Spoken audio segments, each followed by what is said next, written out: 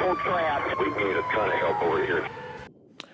And welcome back. The April 27, 2011 tornadoes will be forever engraved in the hearts of the people of Tuscaloosa. Today, we take a deeper look back at the time Wvua covered those deadly storms. Now, Lynn, of course, you and Richard both were here that day, and it was, of course, extremely dramatic to say the very least. Richard, I still remember that image of that massive, huge tornado coming over the horizon of downtown Tuscaloosa with the courthouse in the foreground. What was it like for you? Gosh, you know, when we were watching the tornado, at one point it appeared like it was lifting. You know, it didn't look as strong as it was a little bit earlier. We could see it from about 20 miles away, and I'll just never forget how large it got so fast. I mean, it went from, you know, what looked like the video you see there in the screen, you see where you can kind of see through the tornado, and then all of a sudden it got huge. I mean, massive. And I'll never forget that fear, that chill that ran down my spine watching this tornado grow, because guys, you know, I thought this thing was going to hit us directly at the TV station. It missed us by less than 1 full mile. And I think that we all thought that at the time. I remember seeing this on our tower camera, Richard, and it's just a really, really eerie feeling. And this image right here, over these past 6 years, a lot of our viewers will comment that this was the singular image that caused them to take shelter. I know you hear that from a lot of viewers. Yeah, you know, when people saw Bryant-Denny Stadium and they saw the tornado that looked like it was directly behind the stadium, that's when people thought, and I hear this a lot, Lynn and Philip, that, you know, that was the point that this is real. You know, we got this massive tornado. There it is, right by Bryant-Denny Stadium, and people use Bryant-Denny as a landmark. And when they see that, they're like, "My goodness, there it is." Now, Lynn, you yourself were on campus that day, and you were in Reese Pfeiffer Hall, the location of where these studios used to be back in those days. And you went out on the 4th floor of Reese Pfeiffer Hall and actually shot footage yourself. What was that experience like as you faced that tornado? Something I'll never forget, Philip. I mean, really, I had just been down in the studio just a few feet away from Richard while he was on the weather wall and he was talking about the storm. And I knew that I would be able to be close without taking a direct hit, I thought. It was an educated, you know, an educated situation for me. I want to emphasize that because I never encourage people to go out and shoot footage of a tornado and to be reckless. So I want to make that clear that I was able to see that, the radar image and everything like that, and take an educated risk. But looking at something like that, I had the Weather Channel producer ask me, you know, what are you thinking when you look up and you see something like that out your window? And the honest truth is, it stops you in your tracks. You really don't think anything. It just kind of goes blank to that point. And I've heard a lot of people say that were in the direct path of the tornado. They saw this massive tornado. They walked outside to look at it because, you know, as humans, what do we want to do? We want to see it.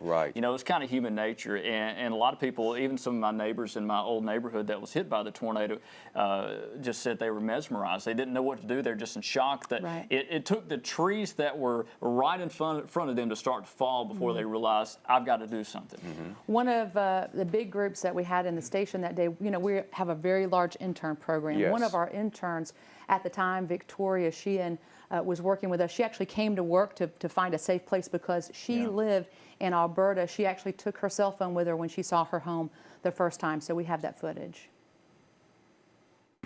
And we immediately took off running just out of pure joy that I was so lucky. But as it didn't take long to realize that it was really just an illusion. There's someone in there. It's bad. In there. No, that's the bottom.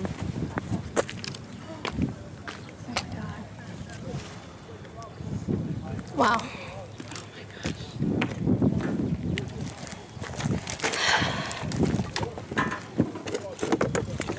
It went from complete happiness to, I won't say panic, but I guess a quiet panic, because if I didn't even see it, where was it? And realizing the pure shock that I didn't even realize my own home. And Victoria Sheehan is live with us on the phone right now. How are you doing, Victoria? I'm doing really well. Thank you for having me. And Victoria, I remember, you know, you were a longtime intern of the television station, and it was your day off, but you decided, that was a wise decision, you decided to come on into work. Yeah, I did, and I think about that decision a lot because, well, I mean, I just who knows what could have happened otherwise. But yeah, we had known that these storms were going to be big, and usually, you know, those times at the news station were really good experience because it was kind of all hands on deck, and it's a great opportunity, which is what I was thinking at the time, was just, I'll get, you know, more experience and I'll be in the newsroom. And I think you guys remember the interns are pretty close, a close-knit group. So that's where most of my friends were. So I thought, okay, I'll head over there. And really, that was all it was to the decision at the time. And, you know, of course, afterward, I'm just so glad that I did. Yeah, Victoria, that absolutely saved your life. I have no doubt about it. I remember you showing us the video like right after that happened, and I was thinking, my God, what if she was there? You know, she's supposed to be off. Right. You know, Yes. relaxing at the house. And Victoria, you fortunately were at the TV station, which was known as a safe place. And you know, my goodness, thankfully you were not there because you're on the second floor, and from the video you saw there, Victoria, you obviously remember this clear as daylight, that there's nothing on the second floor. Literally, the whole second floor is ripped off. Yes. Oh, yeah, completely ripped off. And I remember that when it really kind of settled in as to how much of a devastation it was on that floor was I saw my bathtub that had crashed down onto the ground from that top story. And that's where I would have been. I had made a plan the night before. I said, okay, well, I'll go into my bathroom for my safe place. So seeing that bathtub in pieces on the ground, that was like my first big moment of, well, that's where I would have been. So that's incredible. But Richard, I do want to tell you that all these years that go by, your professionalism, and really everyone that worked at the station that day really got to me, because I was watching it so from the outside. I really didn't understand fully what this storm was. Even when I saw it, you know, it was big and immense, but it was on a TV screen. And you know, Richard, you knew what it was and you knew where it was heading, and you still did your job, and that was incredible to me. And I still think about that all the time. So I just want to let all of you know at the station that it's something that I think about still to this day. So.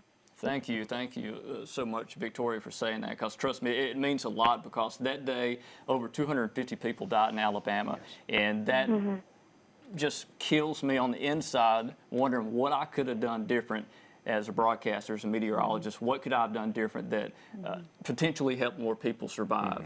You know, and that's something that just gives me nightmares to this day. But thank you for that, because it means a lot to hear that, Victoria. And Victoria, yeah, thank you. Go ahead, please. Oh, no, I just want to say, well, you saved my life, because I thought about how adamant you had been talking about this storm, so thank you. Victoria, thank you so much for joining us, and we certainly wish you all the very best in all your future endeavors.